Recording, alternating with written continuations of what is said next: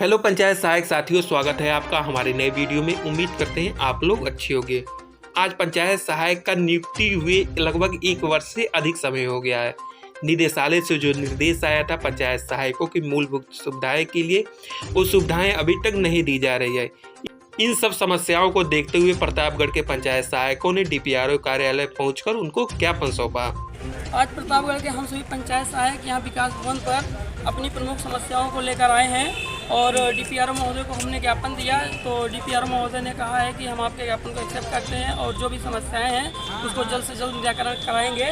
तो हमारी प्रमुख मांगें थी, जिसमें हम लोगों ने पहला अपनी प्रमुख मांग रखी थी कि 1 से 5 तारीख के बाद पंचायत सहायक का मानदेय का भुगतान कर दिया जाए, क्योंकि हम देख रहे हैं जब से पंचायत सहायक की नियुक्ति हुई है, सचिव की मनमानी, प्रधान की मनमानी की वजह से हमारा मानदेय समय से नहीं मिल पाता है। जब देखा जाए तब सचिव अपनी मनमानी करते हैं, हम लोग मानदेय के लिए बार बार कहते रहते हैं लेकिन नहीं देते हैं। तो इस वजह से हमको मजबूरन ये सब कदम उठाना पड़ा और हम लोगों ने हाईकोर्ट में अपील किया था कि हमारा मानदेय समय से दिया जाए। अगर समय से मानदेय नहीं दिया जाता है तो माननीय उच्च न्यायालय द्वारा आदेश आया है कि 12% ब्याज के साथ हमारा मानदेय दिया जाए। तो सेकेंड था कि हम लोग का अनुबंध नवीनीकरण होना था। तो दिसंबर में हमारी नियुक्ति हुई थी। दिसंबर में नियुक्ति होने के बाद हमारा अनुबंध अक्टूबर माह में समाप्त हो गया था। तो अक्टूबर माह में समाप्ति पर नवंबर में हम लोग की फिर से ज्वाइनिंग होनी थी।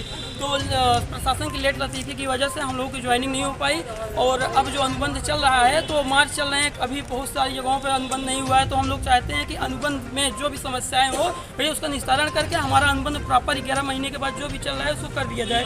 और मैं देख रहा हूँ कि कुछ जगहों पे नवंबर माह का मानदेय काट लिया जा रहा है। भाई क्यों मानदेय काट लिया जा रहा है? हम पंचायत सहायक कार्य कर रहे हैं, महीने कार्य करते हैं, उसके बाद हमारा 1 महीने का मानदेय काट लोगे। अरे यार मानदेय मिलता है 6000 रुपये ही तो मिलते हैं और उसमें भी काट लोगे तो हम लोगों का क्या होगा? तो ये उच्च अधिकारी को समझना चाहिए, मानदेय हम लोग को दिया जाना चाहिए और ऐसे काटना नहीं चाहिए। हमारी नेक्स्ट पॉइंट थी कि हम लोग जब से ज्वाइन हुए हैं इंटरनेट रिचार्ज खुद अपने पैसों से करा रहे हैं। तो ये कहाँ का न्याय है? अरे भैया आप सरकारी काम कर रहे हो तो सरकारी काम का ये होता है कि आप हमको जो काम दे रहे हो उसके पैसे दीजिए, लेकिन आप क्या होता है यहाँ पे हम अपने पैसे से रिचार्ज करा रहे हैं। अरे रिचार्ज इतना सस्ता नहीं है, 500 रुपये 800 रुपये महीने का होता है रिचार्ज, तो हम लोग 6000 ही पाते हैं, तो इसमें थोड़ी हो पाएगा।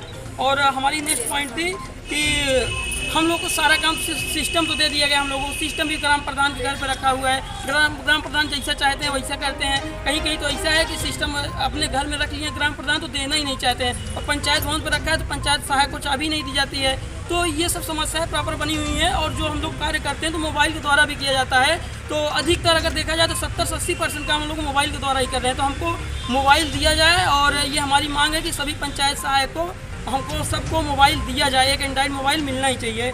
और हमारे पंचायत सचिव महोदय को जन्म मृत्यु प्रमाण पत्र की ID मिलती है, वो हमेशा ग्राम पंचायत से नदारद रहते हैं, बहुत कमी आते हैं और जो समस्याएं होती हैं हम लोग के सामने आते हैं ना, जन्म किसका हुआ मृत्यु किसका हुआ तो ग्राम पंचायत स्तर पर हम लोग जानते हैं। तो ID जनरेट करने के लिए हमको जन्म मृत्यु प्रमाण पत्र की ID जनरेट करने के लिए दिया जाए, तो हम लोग ताकि अपने ग्राम पंचायत में ही कार्य कर सके। एक सचिव के अंतर्गत 4 के 5 ग्राम पंचायत 10 ग्राम पंचायत आती हैं तो वो नहीं कर पाते हैं। तो हम लोग को ये ID मिलनी चाहिए ताकि हम लोग सही से काम कर सकें। और हमारा सचिवालय का समय 10 से 5 रखा गया, 10 से 5 सचिवालय का समय बताइए।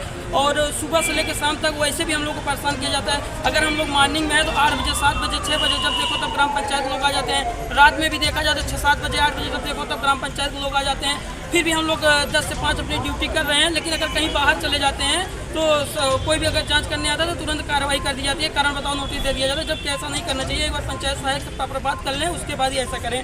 और एक ग्राम सचिवालय में चोरी हो गई थी तो पंचायत सहायक को जिम्मेदार ठहराया जा रहा था। तो ये सब चीज़ें नहीं होनी चाहिए। ग्राम पंचायत में पंचायत सहायक का कार्य 10 से 5 बैठना, ना कि उसको रात में भी उसका देख रेख करना। तो जो भी कुछ हो पंचायत सहायक सिर्फ आपको सूचित करेगा।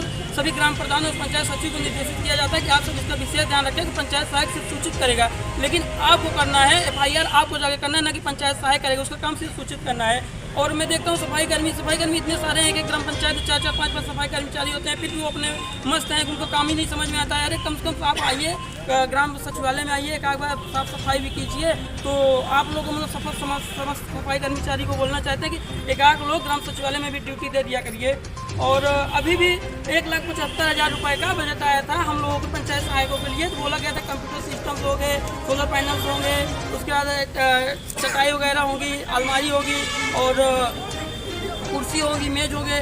तो अगर देखा जाए अभी वाकई में ज़मीनी हकीकत पे जाके आप देखोगे ना तो पता चलेगा कि 1,75,000 कि 1 लाख खर्च किए हैं कि 1,75,000 खर्च किए, समझ में नहीं आएगा। और कहीं कहीं तो ऐसा लगेगा 80,000 ही खर्च करके बाकी के पैसे क्या कर लिए प्रधान जी सचिव जी पता ही नहीं चलता है। तो ये 1,75,000 मिले तो बहुत होते हैं, अगर आपसे नहीं हो पा रहा है तो हम लोग को दे दीजिए, हम लोग अच्छे से खर्चे कर सकते हैं। कंप्यूटर असेंबल कंप्यूटर लगा दिए गए हैं, बताइए ऐसा होता है? अरे कंप्यूटर चलाना चाहते हैं हम लोग, कंप्यूटर चलता ही नहीं है। तो ये सब जांच पड़ताल होनी चाहिए। और स्टेशनरी का पैसा हम लोग बताइए प्रॉपर स्टेशनरी जो होता है, जैसे मान लीजिए कि A4 साइज पेपर रिम है हम लोग को नहीं दिया जाता है, उसके बाद रजिस्टर है, पेन किट है, पंच होल्डर है, उसके बाद स्टेपलर, डिस्पेंसर किट, गोंद, स्टाम्प पैड, ये सब हैं। तो हम लोग अपने पैसे थोड़ी ना देंगे, ये सब हर महीने का काम होता है। तो आप लोग इसको स्टेशनरी का पैसा महीने दर महीने हम लोग को दिया जाए तो ज़्यादा बेटर रहेगा।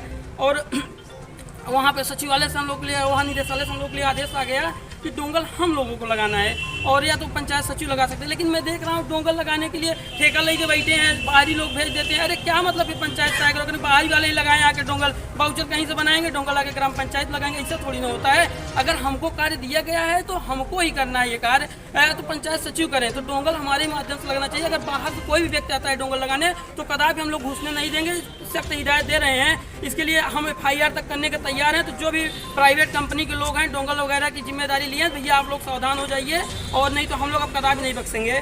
और हम लोग का कार्य ग्राम पंचायत स्तर पर है। तो क्या हुआ कि ग्राम पंचायत स्तर का अभी हम DPRO महोदय से भी बात किए, तो हुआ क्या कि कह रहे हैं कि अगर आपकी ड्यूटी जनपद स्तर पर लगाई जाएगी तो आपको आना पड़ेगा। अरे 6,000 रुपये में हम लोग 1,000-2,000 अगर भाड़े में खर्चा कर देंगे तो हम लोग का क्या होगा? अगर कहीं भी बुला रहे हो तो ठीक है बुलाइए, हम लोग आने को तैयार हैं, लेकिन हम लोगों को भैया यात्रा भत्ता दीजिए, यात्रा भत्ता देना बहुत ज़रूरी है। और कहीं कहीं क्या हो रहा है कि महिला पंचायत सहायक हैं हमारी जो, तो वो ड्यूटी करने जाती है, कहीं कहीं महिला प्रधान है तो उनके प्रधान पति जो होते हैं वो आते हैं पंचायत भवन पे। अरे आपका काम नहीं है, अगर महिलाएं आगे हैं तो महिलाएं ग्राम पंचायत में बैठ के अपना काम करें, तो महिला प्रधान को ही ग्राम पंचायत भवन पे आना चाहिए, प्रधान पति को नहीं आना चाहिए। इसका विशेष ध्यान रखें। और कहीं कहीं शिकायत आ रही है कि प्रधान जी लोग बदतमीजी करते हैं हमारे महिला पंचायत सहायकों बहनों के साथ, तो यार आप लोग समझ जाइए ये सब चीज़ें गलत नहीं है। अगर ये सब कर रहे हैं तो हमको एक कमेटी गठित करवाना पड़ेगा, कमेटी गठित करें, उसकी जांच पड़ताल हो और तुरंत कार्रवाई हो उनके खिलाफ। और कुछ ग्राम पंचायत हैं जो नगर पंचायत में आ गए हैं, तो वहाँ पे क्या हुआ कि अक्टूबर के बाद जैसे रिन्यूअल अनुबंध उनका समाप्त हो गया, तो नेक्स्ट जैसे 4-5 महीने बीत गए, उनसे काम करवाया जा रहा है, तो उनके मानदेय का जिम्मेदार कौन होगा? अरे आप काम करवा रहे हो, उनकी नौकरी पक्की नहीं है कि उनको आगे भविष्य में रखा जाएगा नहीं रखा जाएगा, तो काहे काम करवा रहे हो? सारी जगह पे डोंगल को ऑफ करके रखा गया है। तो ये है कि अगर काम करवा रहे हो आप 5 महीने 6 महीने उनसे, तो ये आप उनका मानदेय दे दीजिए और निर्धारित कर दीजिए कि उनको काम करना है कि नहीं करना है। क्योंकि 5-6 महीने वो अपनी पढ़ाई लिखाई छोड़ के पंचायत सहायक जॉब कर रहे हैं, तो उनकी पढ़ाई लिखाई भी बाधित है इससे। तो आप क्लियर कर दीजिए कि उनको रखा जाएगा कि नहीं रखा जाएगा। और मैं देख रहा हूँ कार्यालय में जो यहाँ शासनादेश जारी होता है, चाहे DPRO कार्यालय हो चाहे निदेशालय हो, कहीं से भी हम पंचायत सहायक के पास पहुँचता ही नहीं है, छुपाते हैं हम लोगों से। अरे झूठ बोल के क्या मिलेगा? हम लोग भी पढ़े लिखे हैं, समझदार हैं, कहीं ना कहीं से मिल ही जाता है।